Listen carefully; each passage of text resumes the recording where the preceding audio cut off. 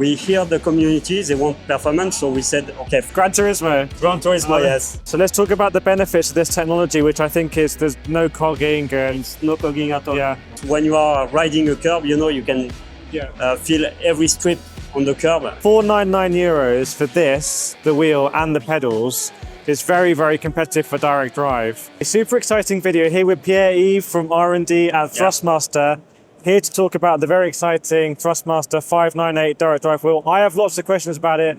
I know you've got lots of questions. Firstly, what was the idea behind releasing a product in this sort of Newton meter range and this sort of new technology? So for me, the inception arrived 3 years ago.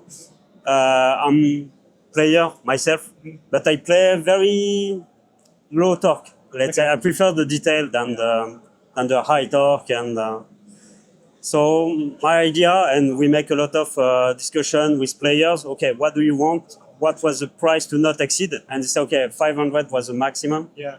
But we want to feel details. We want to feel when you are sliding the curb. We really want to have an amazing experience. Yeah. It's all about the experience. You want to have fun. You want to play. Yeah. So that was the philosophy. So when you talk about it's like details rather than being overpowering, you have the overshoot or overboost. Is that something for just small moments of? Yes, the overshoot is very quick. In fact, it's when you are riding a curb, you can feel every strip on the curb. It's really this type of moment. It's not really when you are turning in the corner. Yeah.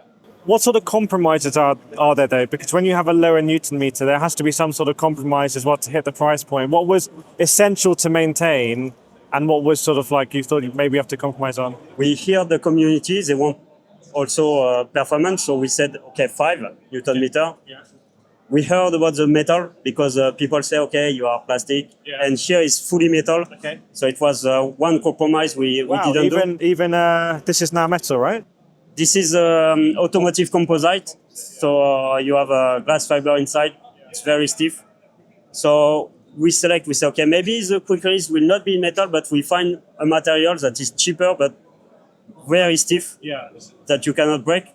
For sure, the pedal, we don't make a big plate. We reduce the plate. It's a T300 size, but the steering wheel, we take the T150 Spirit with the two rubber grip, and yes, the compromise was steering wheel. Now it's black, not blue, right? It's a bit more like professional, like. And also, how important was console? Was that at the beginning? Yes, okay. It was mandatory. I'm a PlayStation user. Okay. Gran Turismo. Gran Turismo, yes. I started Gran Turismo 1, 2, 3, all the series. So yes, for me it was very important, and we know we have a large community for PlayStation, so it was. So the philosophy was, it has to be on console, has to hit a certain price point, has to have those details. Deliver as much detail as possible. Yeah. And then how did so this has some new technology, the axial direct drive, which you've issued like research papers on and explaining.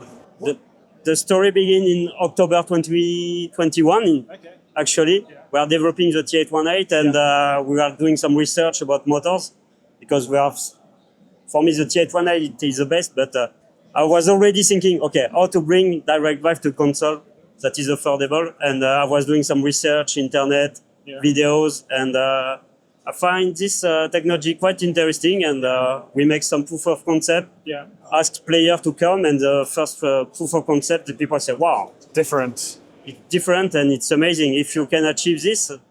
So we'll get on to the benefits. I think it because of this new technology, it has quite a wide size, as is the T818.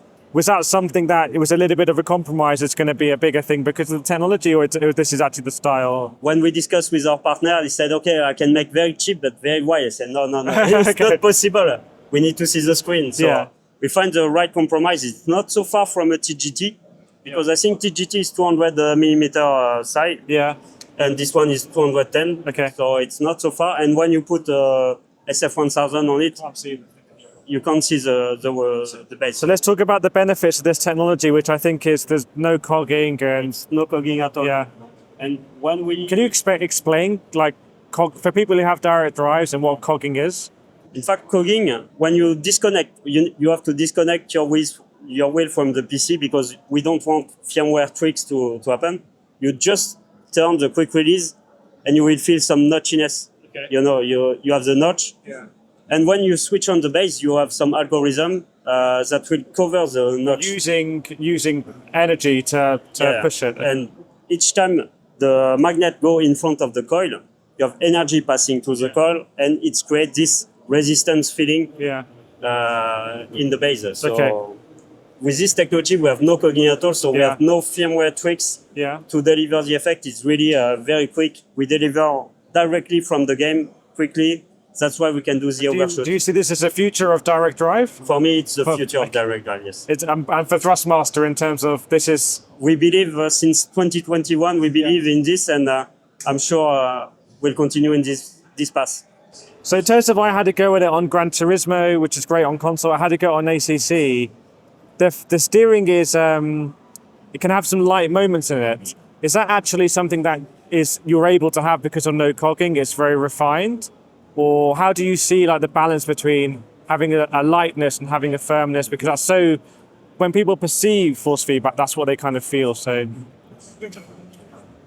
for ACC, for example, here on the demo, for sure we have to demonstrate very quickly all the benefit of the technology. So the setting is maybe not what people will play at home. Yeah.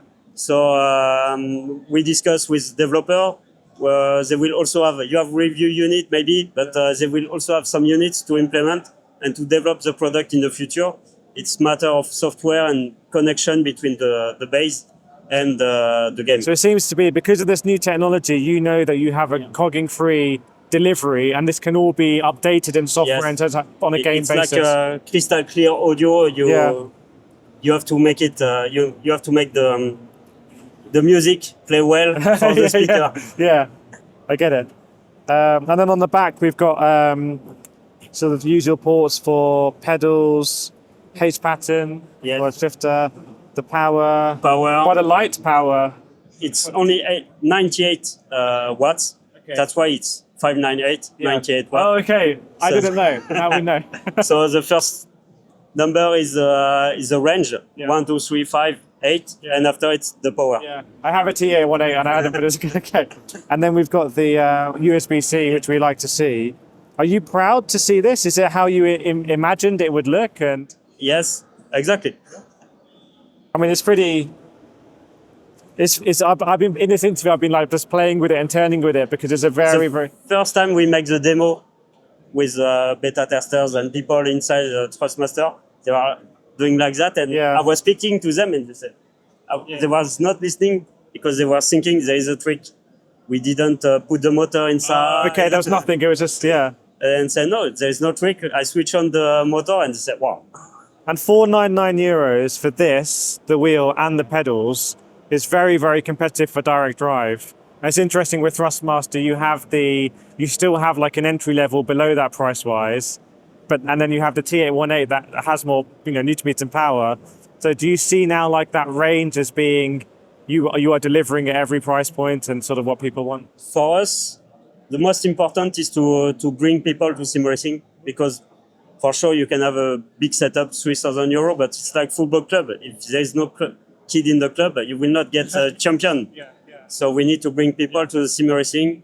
Entry-level range is very important for us, and after we'll grow and we try to bring to Champions League new kid. I think a lot of people start on, normally a Thrustmaster or a Logitech or something like that, and then they go up the chain. So now to go up the chain in the same club, as you say, you are able to do it. I think it's quite special, because before we had brands just at certain price points.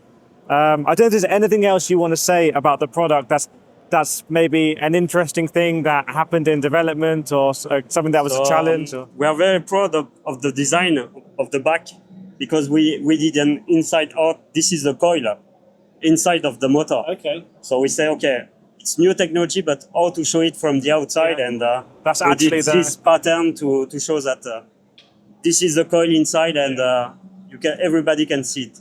Well, there we go. It's a little treat there on the back, because I wouldn't have guessed it, but I'm very excited by this product. I think it's going to be very competitive. I think it's going to be a very giftable present as well for people, giving it for kids. And I think especially for younger sim racers, or you're giving to younger sim racers, I think the Newton meter range is really appropriate for that as well, because it feels like a really fun, engaging experience, but not going to be overpowering. So thanks so much, Pierre-Yves. I'm very grateful for your time, because I started on the T80 on this channel, and then the T150, and then moving on to like other brands like Fanatec and Logitech, and now coming back and using a T818 in a lot of games, especially like Test Drive Unlimited is a great experience on the T818. Even iRacing is a great experience because it's very refined force feedback. So I'm interested to see people's experience of this in many different games and how they're going to use that new technology to give them certain experiences. But amazing. Here we go.